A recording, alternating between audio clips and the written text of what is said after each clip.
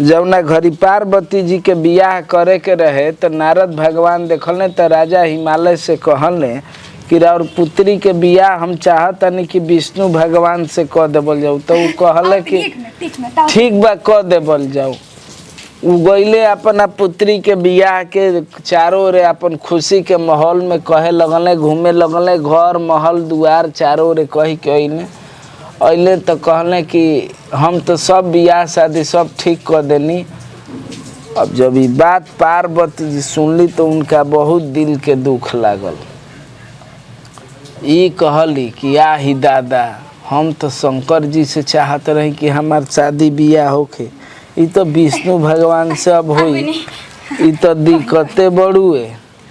अब जान जी है कि यह सब सोच के पार्वती जी अपना सखी के साथे जंगल में भाग गईली। आ जंगल में उसका भाग गईली जाके वही बालू के प्रतिमा नदी के किनारे शिवलिंग बना के बालू के आ प्रतिमा के वही बैठ के शिव जी के पूजा करे लगली लोग। अब पूजा करत करत 12,000 बरिस भूखे पियासे हवा पी के 1200 बरिस जल पी के वैसे ही अपन जीवन काटे लगली रहे लगली शिव जी के अपन हमारा 10 घरे कहे जाए के बा ठीक बानू सुन लो चुपचाप। और जान जी है कि ओइजा ले करत करत पूजा पाठ शंकर जी प्रसन्न भइले, उनका के दर्शन देले कहले कि हम तहारा से शादी बियाह करब, जा हम तहारा घरे आई। ओइजा ले पार्वती जी बहुत प्रसन्न हो गई, ओइजे पूजा करे लगली नर्मदा के तट के किनारे शिवलिंग बना के नर्मदेश्वर महादेव के। अरे पॉइंट के सुन तब जइहो, रुक जाई पंडित जी आ जाए दे।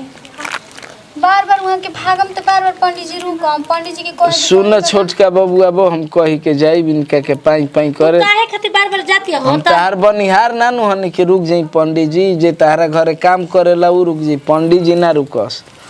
अब जान लू छोटका बबुआ वो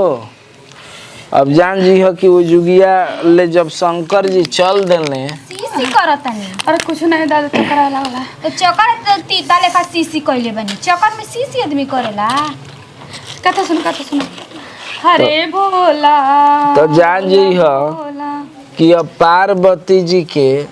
खुशी के कौनो ठिकाना ना रहे। ऐसे कि जब शंकर जी उजले चलने तो यह वरदान देले कि हे पार्वती हम जन्मों जन्मांतर तक तोहरे पति रहब।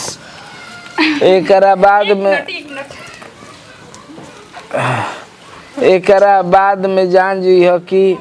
राजा हिमवान उहे जंगल में घूमत घूमत देखले अपन बेटी के देखले कि कौना अवस्था में बिया एगो राजा के लड़की देख के वो मूर्छित होके ओइजे गिरी गईले। जब ओइजे मूर्छित होके गिर गईले उ तब जान जी है कि उनकर सखी बाड़ी से उनका मुंह पर पानी मरली सा जगैली सा, चेहरा पर पानी वानी फेंक के जगैली जा, उनका के कहली जा कि कौनो डेराई है चिंता मत करी, पार्वती सुरक्षित बाड़ी ठीक बाड़ी है, महादेव जी दर्शन देनी है, कुल बात बतैली लो। राजा हिमवान बहुत खुश भइले, पार्वती के साथ अपना घरे चली गए। अब जान जी हो कि कथा के महत्व ई होखेला। ये छोटकी अरे तुम देखना का करती हो नहीं हमर बोला काका के सुने दी मम्मी जी बोली बाबा। तू ही जाके देख के आई हो, जा आव दे ते छोटकी कथा सुन। आ जान जी हो कि कथा के ई महत्व होला कि आज के दिने जे दूध पिएला उ सांप होला, जे पानी पिएला उ जोंक होला, जे अन्न खाला उ सुअर होला, जे मीठा खाला चूंटा चूटी होला। ऐसे ही नाना प्रकार के दही खाई उ बिलाई हो जाई। ये छोटा की का बोल जी? अरे उन्हें जाके कुल सिंघड़ा समोसा मंगोइले बिया खाती रे दाता वो हम का करी दाता कुछ हमरा लड़का को होई तो हम कैसे जियब? हे पंडित जी तू ही निदान कर। हम निदान का करी जब खेवड़ी पतो हिले आइम त खेवड़ी ऐसने न होली सन खेवड़ी कैसन होइया बेटा की जान ले पोचका खाई खेवड़ी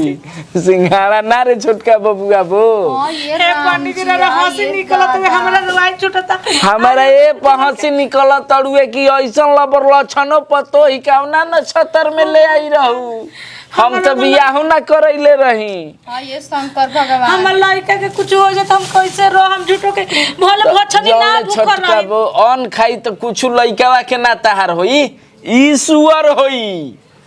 ए में कथा सुनलू हा भैया जी के कुछ हो जरू कि हम तन देख के आवत अरे भैया जी के कुछ ना होई ई अन खातिया तो ई नु सुअर होई भैया जी के का होई बाप रे बाप बाप बाप आज न चटक लागता हमरा कथा सुझता इतना चटक मटक चीज देख के आहा बाप हो बाप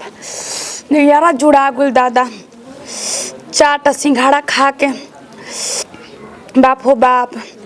बड़ी तेज के भूख लागल रहे कोनो आवत नहीं कि सुनू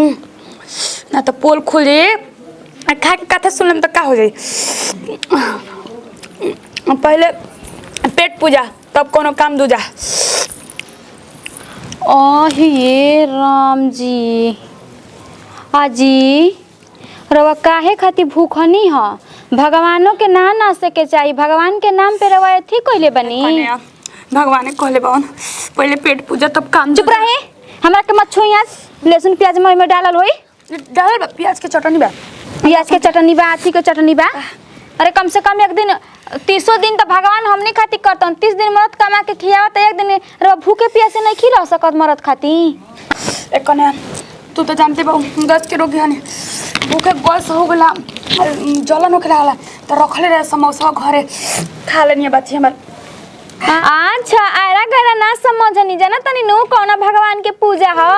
ओइ तो अपने भंगेड़ी गजेड़ी होलन मार दियन भांग पी के एक डमरू के कपड़े फट जाई ना खाए और तीर छुलिया से घोप के मार और सिंघाड़ा निकाल ली हन जान जाई ऐसे मत कह घोप दियानु के लेदा फेंक देम बहरी चटक रहा तू खबो तो खाला पूजा हो गेल नु हमरा नहीं खाए मार खाए के अरे दादा सब कुछ जान गेलो हम का करी माफ करियो महादेव जी माफ करम पेट के आग कुछ करा देवेला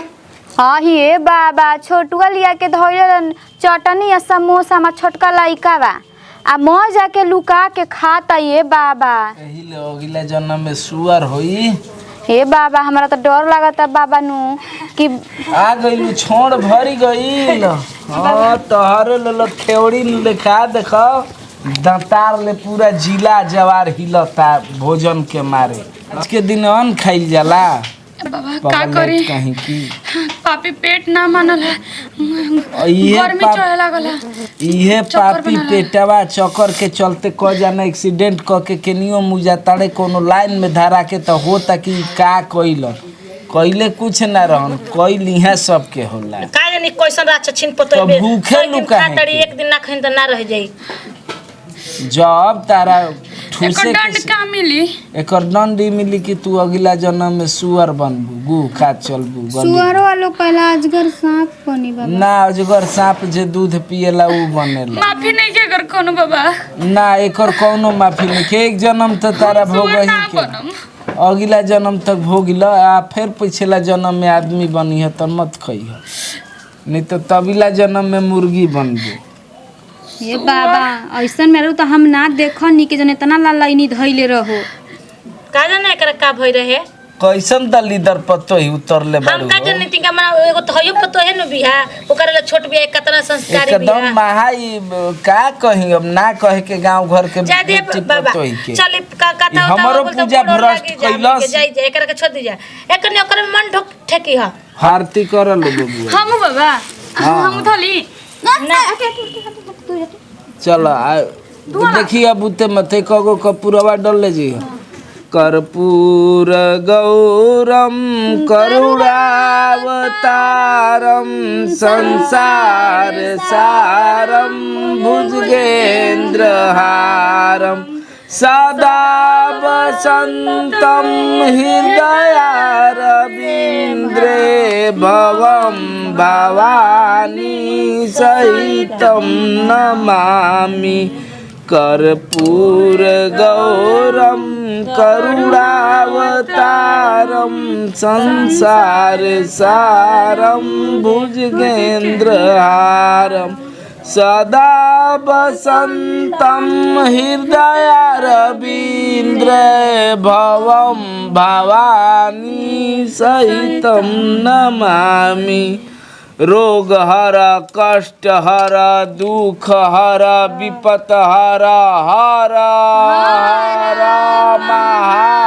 महादेव। अब काथा संपन्न हो गई बढ़िया से कुल हो गई। अब दक्षिण हाँ दूरे से तू इनको के गोड़ लगी लहसुन प्याज खोले तू न छुआ हट जा घर में जा ले जय गलती बाबा हाँ खुश रहा हमरा से कितना बड़ गलती हो गई दादा जय हे प्रभु जी हमके माफ करम हम चलत तनी घरे दक्षिणा हमर चौपवा दियो सुधा पहुंचा दे हम। हाँ हम जा तनी दोसरा घरे जाए के बा ठीक बा कथा कहे चौपवा दियो दक्षिणा बाबा के दे दे कहनी तो चंपवा बाद में दीह। पहुंचवा दी हम जातन दूसरा घर यही से ना पहुंचैनी दिन ही कनी नु चला अब इथी कर लिए अब बिहान में नहीं कुल हटावल जाई हां ई रहे दे जुगे फल वाला सब रहे दे जुगे छोड़ी अब बताओ हो लेकिन का कहे न अब तो पंडित जी अपने उ तो कुचुरा हमन हेने से हेने जाके कोनो बात कहेलन अब तो जहन उ कथा कहे उ घर कहे ओ घर का लोग कही एकरा के जान छोड़ दी का करम जानते बनी अपने घर के आदमी वैसन बात छोड़ी आज भगवान के ध्यान हमरा के धर दी कुल बात में हम ना फसल चाहतनी बताओ हे भगवान जी ज्यादा हे शंकर भगवान कुछो कहले से हमर कोतरो भी तो पतो ही हमर बेटा के कुछो मत करी हे भगवान जी माफ कर दिया गलती से छोटे आदमी से न हो खेला ये कन्या केने बर हो